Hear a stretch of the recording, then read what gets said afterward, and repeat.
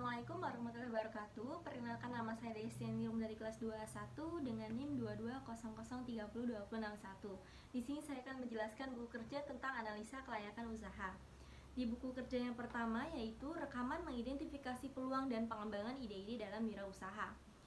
Area fungsi bisnis, kesehatan dan kecantikan atau skincare. Langkah-langkah yang pertama, identifikasi tipe-tipe ide dan konsepsi peluang berdasarkan konteks bisnis. Kriteria 1.1 tipe ide-ide. Rekaman hasil tipe ide-ide bisnis dapat mencakupi menyelesaikan masalah, memberi kenyamanan, memberikan manfaat kesehatan, dan memberi manfaat keamanan. 1.2 konsepsi peluang dan aspek esensial atau prinsip-prinsip peluang. Rekaman hasil yakni kompetensi dan keunggulan. Aspek esensial atau prinsip-prinsip peluang dapat mencakupi tahan lama. Yang kedua, mengidentifikasi peluang berdasarkan pendekatan wirausaha. 2.1 tren. Rekaman hasil tren lingkungan strategis yaitu kekuatan ekonomi, tingkat ekonomi, level pendapatan, dan pola pengeluaran konsumen. 2.2 masalah. Rekaman hasil masalah-masalah yaitu sarana dan prasarana. 2.3 kesenjangan suatu produk atau jasa. Rekaman hasil kesenjangan suatu produk atau jasa adalah kesenjangan pasokan. Yang ketiga, mengidentifikasi karakteristik personil wirausaha. 3.1 pengalaman industri sebelumnya. Rekaman hasil pengalaman industri dapat memberi keuntungan produktivitas, pengalaman mengatasi masalah, memiliki jejaring yang lebih luas. 3.2 faktor kognitif. Rekaman hasil faktor kognitif dapat memberi keuntungan kewaspadaan terhadap suatu masalah. 3.3 jaringan sosial. Rekaman hasil jaringan sosial dapat memberi keuntungan hubungan yang kuat. 3.4 langkah-langkah kreativitas.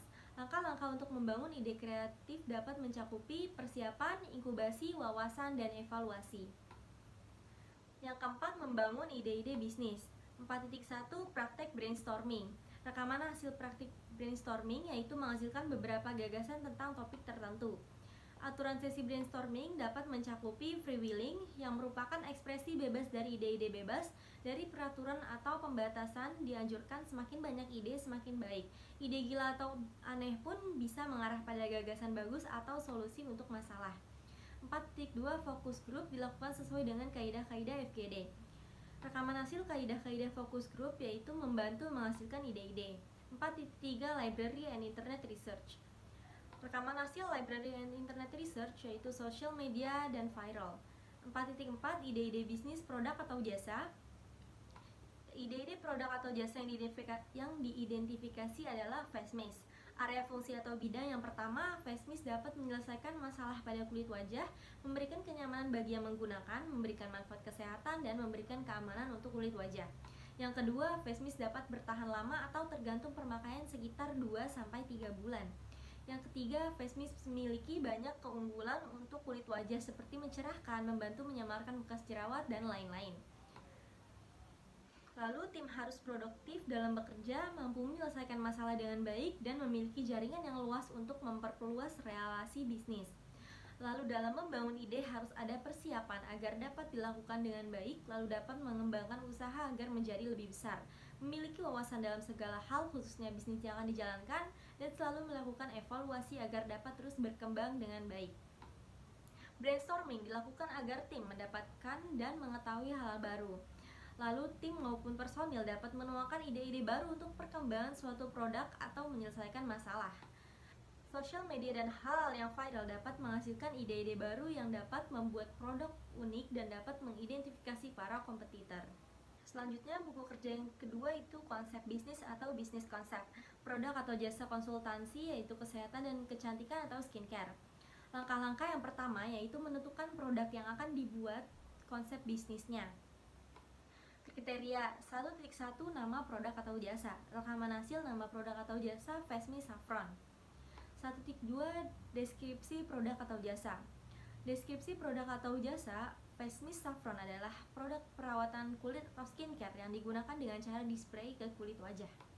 1.3 bentuk paket penjualan. Rekaman hasil bentuk paket penjualan yaitu satuan 1 FASMIS Saffron dan paket 1 FASMIS Saffron, masker wajah bubuk, dan 1 set alat masker. Yang kedua, mengidentifikasi target pasar. 2.1 target pengguna atau klien. Rekaman hasil target pengguna atau klien yaitu pemasaran tersegmentasi atau pemasaran yang dibedakan. Ditargetkan untuk remaja sampai orang dewasa yang memiliki masalah pada kulit wajah. 2.2 Target lokasi pemasaran. Rekaman hasil target lokasi pemasaran yaitu provinsi, karena target dapat menjual dan dikirim melalui ekspedisi ke kota-kota lain. Yang ketiga, identifikasi alasan mengembangkan produk. 3.1 Kesenjangan produk atau jasa. Rekaman hasil kesenjangan produk atau jasa yaitu kualitas. Fashmi Saffron memiliki kualitas yang baik karena menggunakan bahan-bahan yang berkualitas. 3.2 Peluang pasar. Rekaman hasil peluang pasar yaitu penetrasi pasar atau menjual lebih banyak produk di pasar yang ada. Yang keempat, mengembangkan fitur spesial. 4.1 Tujuan produk atau jasa dan penggunaan. Rekaman hasil tujuan produk atau jasa dan penggunaan adalah produk belanja, yaitu konsumen biasanya menghabiskan lebih banyak waktu untuk membandingkan berbagai opsi dalam kategori produk belanja. 4.2 Fitur-fitur utama. Fitur-fitur utama yaitu ciri-ciri kepribadian, yaitu mudah digunakan dan memiliki banyak manfaat untuk kulit wajah. 4.3 Manfaat produk atau jasa. Manfaat produk atau jasa yaitu manfaat kesehatan. Manfaatnya adalah mencerahkan kulit wajah yang kusam, membantu membudarkan bekas jerawat dan flek hitam, dan mengatasi kulit kering. 4.4 Reliabilitas produk atau jasa. Rekaman hasil reliabilitas produk atau jasa yaitu area bisnis utama Bekasi Selatan. Yang kelima, mengembangkan tim manajemen. 5.1 Personal branding tim konsultan. Rekaman hasil personal branding tim konsultan yaitu pengakuan masyarakat, testimoni yang bagus dari masyarakat setelah menggunakan Fashmi Saffron. 5.2 Kualifikasi tim. Kualifikasi tim yaitu level okupasi, memiliki pengetahuan dan kompetensi dalam bidang yang dibutuhkan. Selanjutnya, buku kerja yang ketiga, analisa kelayakan usaha. Produk atau jasa, kesehatan dan kecantikan, Fashmi Saffron. Yang pertama, analisa kekuatan ide bisnis produk atau jasa. 1.1 Tingkat diinginkan pasar terhadap produk atau jasa. Yang pertama, mengambil keuntungan dari tren lingkungan, potensi tinggi dengan nilai 1. Menyelesaikan masalah, potensi tinggi dengan nilai 1. Mengatasi kesenjangan yang tidak terisi di pasar, potensi sedang dengan nilai 0. Ketepatan waktu masuk ke pasar, potensi sedang dengan nilai 0. Luasnya gagasan menambahkan nilai bagi pembeli atau pengguna akhir, potensi tinggi dengan nilai 1. Sejauh mana pelanggan puas dengan produk pesaing yang sudah tersedia, potensi sedang dengan nilai 0. Sejauh mana ide tersebut mewajibkan pelanggan untuk mengubah praktik dasar atau perilaku mereka, potensi sedang dengan nilai 0. 1.2 Permintaan produk atau jasa disurvei langsung atau online. Yang pertama, seberapa besar kemungkinan pasar akan membeli produk atau layanan yang ditawarkan, potensi tinggi dengan nilai 1. Bagaimana mereka bersedia membayar untuk produk atau layanan, potensi tinggi dengan nilai 1. Di mana mereka dapat menemukan produk atau layanan ini untuk dijual, potensi tinggi dengan nilai 1. Yang kedua, kelayakan target industri. 2.1 Daya tarik industri. Yang pertama, jumlah kompetitor sedikit, potensi sedang dengan nilai 0. Tingkat pertumbuhan industri bidang ini, fase pertumbuhan, potensi sedang dengan nilai 0. Pentingnya produk dan atau layanan industri kepada pelanggan, harus memiliki potensi tinggi dengan nilai 1. Margin operasi industri, potensi sedang dengan nilai 0. 2.2 Daya tarik target pasar dan konsumen. Yang pertama, identifikasi target pasar untuk usaha baru yang diusulkan. Teridentifikasi potensi tinggi dengan nilai 1.